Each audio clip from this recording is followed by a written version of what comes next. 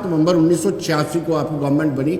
और मुझे जो अजय भारती बोल रहे थे, मुझे ठीक लग रहा था कि वहीं से पहले से ही शुरू हो चुका था 1931 से 13 जुलाई, और 86 में तो 86 में ज़्यादा हो चुका था। 18 जनवरी 1990 तक doctor Farooq Abdullah chief minister रहे, यानी इस राज्य के चीफ मिनिस्टर रहे। और 19 को 18 को त्याग पत्र देते हैं, 19 को नरसंहार शुरू हो जाता है। क्या उनको पता था? फिर वो लंदन रवाना हो जाते हैं, क्या उनको जानकारी थी? विनोद जी, पहले तो मैं अपने प्रदेश के वासियों को ईद की मुबारकबाद देना चाहता हूँ जी। साथ में नवरात्रों की अपने हिंदू भाइयों को बहुत बहुत मुबारकबाद देना चाहता हूँ। और माता रानी से ये दुआ करता हूँ कि ये हमारे कश्मीरी पंडित वापस कश्मीर में जाएं और एक खुशहाली, एक सेकुलर जो हमारा यहाँ का निज़ाम है वो नजर आए। विनोद जी, आपने बहुत संगीन आरोप लगाए हैं कि 87 में रिगिंग, अगर रिगिंग हुई तो ये भारतीय जनता पार्टी वाले जहाँ जो ये लोग ये कहते हैं कि रिगिंग हुई, वो इलेक्शन कमीशन के पास क्यों नहीं गए? आप मुझे बताइए, क्या एक भी शिकायत है कि उस दौरान 87 में रिगिंग हुई, या ये एक नैरेटिव क्रिएट किया जाता है कि 87 में रिगिंग हुई? दूसरा सवाल है आपका कि डॉक्टर फारूक साहब ने 18 जनवरी रिजाइन कर दिया।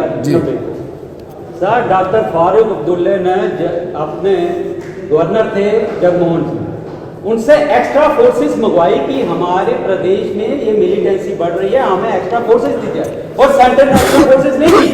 जब उन्होंने देखा कि यहाँ पे कत्लो गारत शुरू होने वाला है, उन्होंने डिजाइन करना बेहतर समझा। यहाँ पे आप हमारे अपने चीफ मिनिस्टर को, एक इलेक्टेड चीफ मिनिस्टर को बेबस कर देते हैं, और जब बेबस हो जाता है तो वो क्या करेगा? यानी बेबसी की हालत में इनको छोड़ दिया।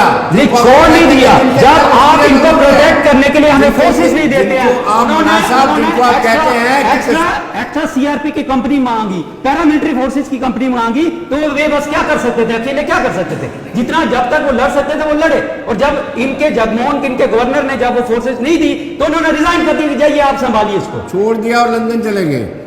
लंदन जाना सर उनका घर है, लंदन जाना, ये क्या इल्जाम लगाते हैं आप लोग कि लंदन जाते हैं? कहां जाते वो? आप उनको दिल्ली में रख लेते जी, आप तो उनके पीछे लगे हुए थे जी।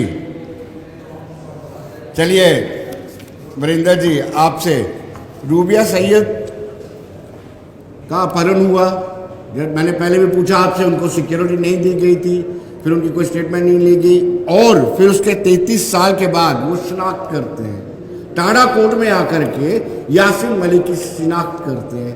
फिर उसके कुछ दिनों बाद वो कहते हैं कि मैं शिनाख्त नहीं कर सकती। देखिए विनोद जी, ऐसे है, मैंने पहले भी कहा कि देश में कानून है। जब कोर्ट ने या कानून ने पूछा जब वो गे करने के लिए, तो उन्होंने कहा, उन्होंने अपनी वो दी, क्योंकि ये मसला सब जुडिशियल है, शायद मेरा इस पर ज़्यादा बोलना बनता नहीं है। लेकिन मैं कहता हूं कि अगर ठीक है, कोर्ट की इंक्वायरी चल रही है, जो कोर्ट का फैसला आएगा वो हम सबके सामने आ जाएगा। लेकिन एक बात है विनोद जी, हमें दुख इस बात का है कि जब हम जो इस वक्त का प्रेजेंट समय है उसके ऊपर जब सवाल पूछते हैं तो बात 1930 की जाती है। हम कहते हैं 2024 में क्या होगा, तो कहते हैं 2047 में विकसित भारत होगा, उसके ऊपर जवाब दें। आज का जवाब कौन देगा? मैं तो एक बात पूछना चाहता हूं, जिन्होंने माइग्रेशन की बात की, मैंने पहले भी कहा, ये आप अपने तजुर्बे से पूरे मतलब डिटेल आपने तजुर्बे का इस्तेमाल कर रहे हैं। हम आपसे पूछ रहे हैं, मेरी सुनिए, मेरा तजर्बा इन तीनों पैनलिस्ट से कम है, मैं इनसे उम्र से छोटा हूं, मेरा तजर्बा कम है, तो मैं तो सीधी सी बात जानता हूं। एक सीधी सी बात जो नजर आ रही है, एक बात मैं आपको और बताता हूं। ये 2 साल पहले की बात है, शुपैया में पिंटू जी भट्ट नामक एक मेरे कश्मीरी पंडित भाई थे, उनकी हत्या की गई। आपको पता है? सुनिए विनोद जी, मैं 31 पे नहीं जा रहा, मैं 80 पे नहीं जा रहा, मैं इसे भी जा रहा हूं साल पहले पे। स्मार्ट हैं आप, स्मार्ट हैं। हाँ, उन्होंने क्या कहा, और वो पिंटू जी भट्ट पता कौन थे? वो नॉन माइग्रेंट कश्मीरी पंडित थे। ये लफ्ज आप समझिए, याद है, उन्होंने 87, 89 में माइग्रेशन नहीं की, क्योंकि उन्होंने कश्मीर को सेफ समझा। इनके राज में उनकी हत्या हुई। चलिए, हम सबको बहुत दुख है। और अगली बात बताता हूं मैं आपकी, ये जो बातें करते हैं ना आज कश्मीरी पंडितों के, ये जो आज बड़े सके बने हैं, वहां से उस गांव से, शुपैया डिस्ट्रिक्ट का गांव, में गांव का नाम बोल रहा हूं, मुझे याद नहीं आ रहा, शायद डिबेट में आ जाएगा अभी जी। वहां से कुछ 30-32 लोग माइग्रेंट हो गए मुट्ठी में आकर बैठ गए। तो जनाब जब वो शोर डाला, जब हम लोगों ने कहा सरकार कहां है, तो इनकी सरकार के एक अफीसर वहां जाते हैं और इनके एक बड़े नेता बयान क्या देते हैं जी वो छुट्टियां मनाने आए हैं। वो आज तक कभी हुआ कि कश्मीरी पंडित या कश्मीर का कोई आदमी मई जून में छुट्टियां मनाने जम्मू आया हो? इन्होंने उनकी माइग्रेशन को छुट्टियों का नाम दिया था जी। फिर क्या करते हैं, उनके पास जाते हैं, रातों रात सरकार जाती है। पट्टन और रफियाबाद में बाई इलेक्शन हुए थे, वहां 84% लोगों ने 2004 में वोट डाले थे। ये थी हमारी प्राप्ति। और दूसरी बात मैं आना चाहता हूं उस पर, जो कश्मीरी पंडित समाज के लिए, मैं आ रहा हूं, न्याय नहीं मिला। हाँ, मैं उनकी बात कर रहा हूं जो उनके लिए जो पॉलिसी बनाएगी, प्राइम मिनिस्टर एम्प्लॉयमेंट पैकेज जो बना, उसकी नींव किसने रखी थी? जितना काम मुफ्ती साहब और मनमोहन सिंह जी ने मिलकर इन कश्मीरी पंडितों के लिए, उनको वापसी जाने के लिए किया, तो मैं समझता हूं आगे की सरकारों ने उसको आगे किया करना चाहिए था। चलिए एक बात और है, आप कहते हैं कि आपने कुछ नहीं किया। मैं 1 मिनट के लिए आपकी बात नहीं, मैं मानता, मैं मान लिया, मैंने मान लिया, मैंने आपका इल्जाम मान लिया। मैं कहता हूं मैंने आपका इल्जाम मान लिया। तो भाई 10 साल से तो राज में ये है ना, अब इनकी कोशिश को किसने रोका है? पहले इनसे ये पूछिए। और दूसरी बात विनोद जी बड़ी अहम है, ये नॉन माइग्रेंट कश्मीरी पंडित की माइग्रेशन के ऊपर ये सवाल का जवाब नहीं दे पाए।